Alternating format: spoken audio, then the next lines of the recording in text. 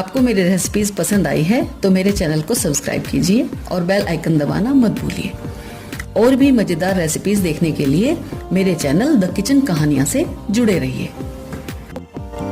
Fruit custard बनाने के लिए मैंने 1 लीटर दूध लिया है और 1 छोटी कटोरी चीनी और ये वनीला फ्लेवर का कस्टर्ड पाउडर लिया है। ये आपको बाजार में आसानी से मिल जाएगा।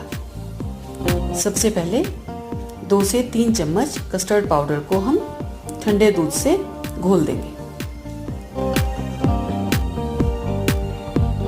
ये हमें हमेशा ठंडे दूध से ही घोलना चाहिए।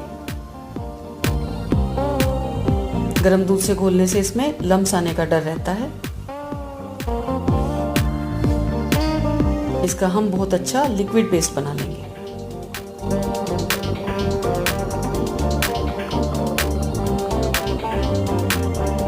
अब इस दूध को उबलने के लिए हम गैस पर रख देंगे।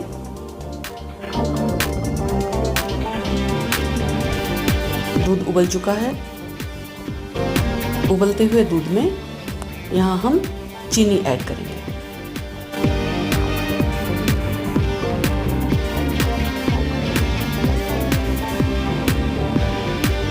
मीठा आप अपने टेस्ट के अकॉर्डिंगली ले सकते हैं। इसको अच्छे से हम चीनी में मिला लेंगे। और अब जो ये हमने बिल्कुल लम्स फ्री कस्टर्ड पाउडर का घोल बनाया था, इसको हम दूध में ऐड करेंगे।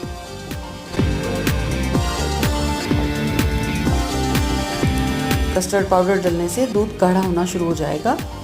इसको हमें थोड़ा मीडियम आंच पर 4 से 5 मिनट के लिए बिल्कुल हिलाते हुए पकाना है, जिससे कस्टर्ड अच्छी तरह पक भी जाए और वो बिल्कुल तली में ना लगे।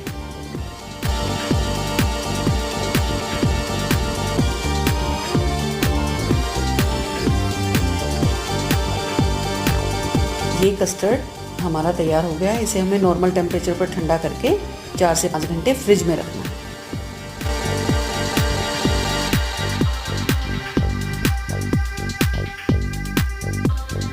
ये करीब 5 घंटे बाद कस्टर्ड ठंडा हो गया है और ये देखिए काफ़ी गाढ़ा कस्टर्ड हुआ है। अब इसको एक ब्लेंडर की हेल्प से हम मिक्स कर लेंगे, अच्छे से ब्लेंड कर लेंगे, क्योंकि अभी ये पूरा जेली टाइप है और ब्लेंड करने से ये अच्छा लिक्विड फॉर्म में हो जाएगा। ये आप देख सकते हैं इसकी एकदम फ्लोइंग कंसिस्टेंसी हो गई है। अब इसको हम एक सर्विंग बाउल में पोर करेंगे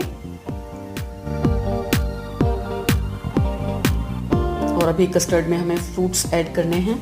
ये मैंने कुछ केला, आम और ये ग्रीन एप्पल लिया है। आप अपनी पसंद से कोई भी फ्रूट ले सकते हैं और ये सभी हम कस्टर्ड में डाल देंगे। इसमें आप ग्रेप्स, ऑरेंजेस कुछ भी आप यूज़ कर सकते हैं। स्ट्रॉबेरी, मौसम के अकॉर्डिंगली कोई भी फल आप फ्रूट कस्टर्ड में ऐड कर सकते हैं।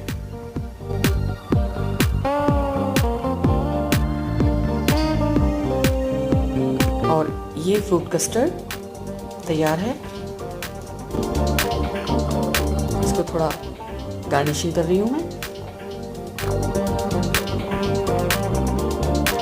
इसको बिल्कुल ठंडा ही सर्व करना है।